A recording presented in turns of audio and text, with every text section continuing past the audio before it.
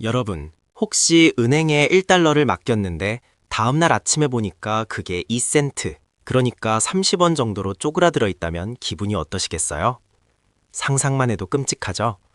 그런데 이 말도 안 되는 일이 그것도 가장 안전하다고 믿었던 스테이블 코인에서 실제로 벌어졌습니다. 바로 2026년 3월, 크립토 시장을 공포로 몰아넣은 리졸브 해킹 사태입니다. 해커는 단돈 1, 2억 원을 미끼로 넣고 무려 1,000억 원 규모의 가짜 코인을 무한으로 복사해내는 버그를 악용했습니다. 오늘 영상은 단순히 어떤 코인이 망했다는 뉴스가 아닙니다. 제2의 루나 사태를 피하고 소중한 내 돈을 지키기 위해 반드시 알아야 할 딥해킹의 공포와 진실, 오늘 자세히 파헤쳐드리겠습니다. 자, 먼저 이번 사건의 엄청난 피해 규모부터 빠르게 요약해 드릴게요. 2026년 3월 22일 단일 프라이빗 키 유출로 인해 8천만 달러 규모의 무담보 코인이 시장에 투하되었습니다. 놀랍게도 해커가 탈취한 관리자 서명키는 단 한 개였습니다. 하지만 이 열쇠 하나로 해커는 무려 8천만 개의 가짜 USR 코인을 무단으로 발행했습니다. 그 결과 1달러를 유지해야 할 USR 가격은 최저가 0.025달러까지 수직 낙하했습니다. 퍼센트로 따지면 무려 마이너스 97.5% 폭락입니다. 해커는 이 과정에서 가짜 코인을 팔아 약 2,500만 달러, 한화로 약 330억 원에 달하는 이더리움을 챙겨서 현금화했습니다. 이 모든 끔찍한 일들이 벌어지는 데 걸린 시간은 단 17분이었습니다. 사건을 제대로 이해하려면 리졸브가 도대체 어떤 원리로 돌아가는 메커니즘을 가졌는지 짚고 넘어가야겠죠? 리졸브는 이더리움 현물을 담보로 받고 USR이라는 스테이블 코인을 찍어주는 곳입니다.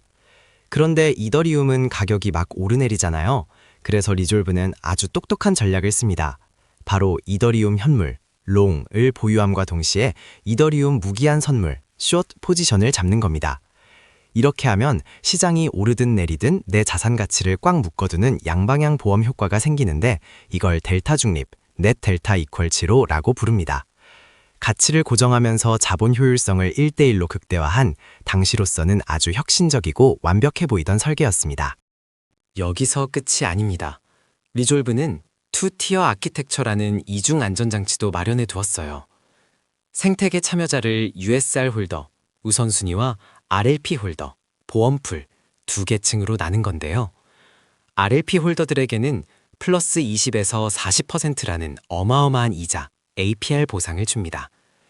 대신 만약 시스템에 어떤 손실이 발생하면 하위 계층인 RLP 홀더들이 모아둔 보험풀에서 모든 손실을 먼저 흡수하도록 설계했습니다. 이렇게 위험을 격리해 두니 1순위인 일반 USR 홀더들은 와, 이중보험도 있으니 나는 절대적으로 안전하겠지 하고 굳게 믿었던 겁니다. 그런데 그 견고해 보이던 성벽이 너무나 허무한 곳에서 무너졌습니다. 전문 용어로 단일 실패 지점, 싱글 포인트 오브 페일리어라고 하죠. 온체인, 즉 블록체인 스마트 컨트랙트 금고문 자체는 완벽했습니다. 문제는 오프체인에 있었습니다. 발급 승인을 담당하는 클라우드 서버, AWS KMS의 서비스롤 서명키, 사이닝키 관리가 뚫린 겁니다. 초보자분들을 위해 비유하자면 현관문에 최첨단 지문인식, 홍채인식 자물쇠를 다 달아놨는데 정작 도둑이 뒷마당에 숨겨둔 비상 마스터키를 찾아서 문을 따고 들어온 격입니다. 이 서명키 하나가 털리자 모든 온체인 방어막이 한순간에 무용지물이 되어버렸습니다. 자, 지금부터 해커가 어떻게 돈을 복사했는지 타임라인, The Attack Flow를 분 단위로 살펴볼게요. 해커는 먼저 Resolve 시스템에 10만 달러, 100K 규모의 USDC를 담보로 예치합니다. 아주 정상적인 절차처럼 보였죠. 그런데 여기서 아까 훔쳐낸 서명키, Stolen Signing Key를 꺼내듭니다. 해커는 이 탈취한 권한으로 발급 승인, Approved를 강제로 패스시키고 최대 발행량 한도의 허점을 찔렀습니다. 단 2번의 Complete Swap Transaction으로 무에서 유를 창조하며 무려 8천만 개의 가짜 USR 코인을 무단으로 발행했습니다. 정말 말도 안 되는 연금술이 펼쳐진 겁니다. 해커는 이 8천만 개의 가짜 코인을 들고 곧바로 탈중앙화 거래소로 달려갑니다. 특히 Curve Finance 유동성 풀에 이 빈 껍데기 코인들을 무자비하게 던지기 시작했죠. 이 물량은 당시 전체 시장 캡의 10.3%에 달하는 엄청난 거래량이었습니다. 1.00달러의 가치를 유지해야 할 시장에 매도 폭탄이 떨어지자 시스템은 패닉셀링을 감당하지 못했습니다. 결국 1달러에서 0.025달러로 가치가 곤두박질 쳤자 이 끔찍한 최저점에 도달하기까지 걸린 시간은 고작 17분, 말 그대로 17분의 악몽, The Deep Hanging Crash였습니다. 더 무서운 건 디파이 생태계의 특성상 이게 리졸브 단일 프로젝트 하나만 망하고 끝나는 게 아니라는 겁니다.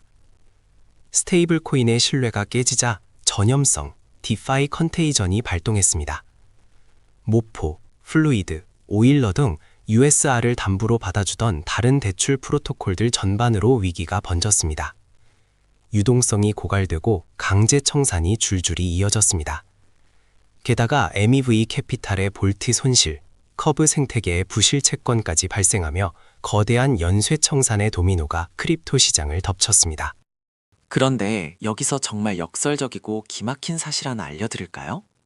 해커가 금고를 털어서 진짜 담보물인 이더리움을 훔쳐간 게 아닙니다. 실제로 리졸브 금고 안에 있던 약 7,700만 달러 규모의 진짜 담보물은 고스란히 보존되어 있었습니다. 문제는 해커가 밖에서 8천만 개의 가짜 코인을 무단으로 찍어내서 시장에 던졌다는 거죠.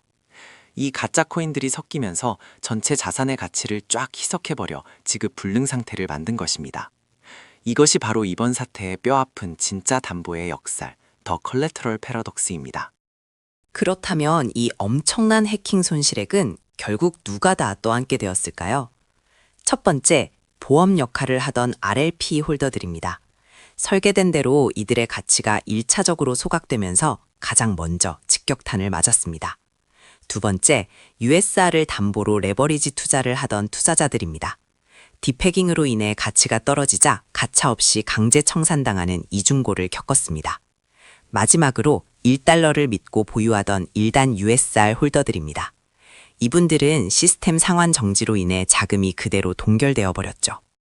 사건 발생 직후 리졸브 팀의 긴급 대응을 살펴볼게요. 스텝 1. 시스템 올 스톱.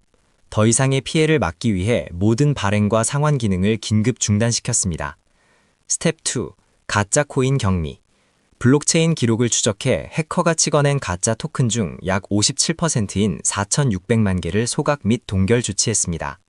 스텝 3. 현상금 협상 실패.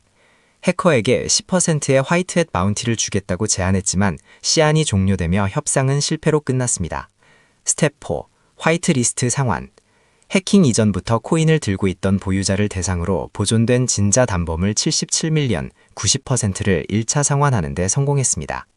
하지만 팀의 신속한 조치에도 불구하고 해커는 이미 2,500만 달러를 챙겨 달아난 뒤였습니다. 여기서 우리가 짚고 넘어가야 할 스테이블 코인 비교 매트릭스가 있습니다. 가장 대중적인 테더나 서클 같은 법정화폐 담보형은 1대1로 현금을 보관하니까 직관적이고 해킹 위험이 낮습니다. 다이 같은 암호화폐 과담보형은 150% 이상 담보를 잡아서 온체인 투명성은 높지만 자본 효율성이 낮고 강제 청산 위험이 존재하죠. 이번에 사고가 난 리졸브 같은 델타 중립형은 자체 수익도 주고 자본 효율성을 극대화하는 장점이 있었습니다. 하지만 구조적 복잡성과 함께 특히 오프체인 인프라 해킹에 매우 취약하다는 숨겨진 공격면 어택 서페이스가 훨씬 넓었습니다. 높은 수익률은 곧 자본 효율성의 대가를 요구했던 것입니다. 리졸브는 무려 18번의 보안 감사를 받았습니다. 대체 무엇을 놓친 걸까요? 우리가 흔히 말하는 보안 감사는 대부분 스마트 컨트랙트, 즉 온체인 보안에 집중되어 있습니다.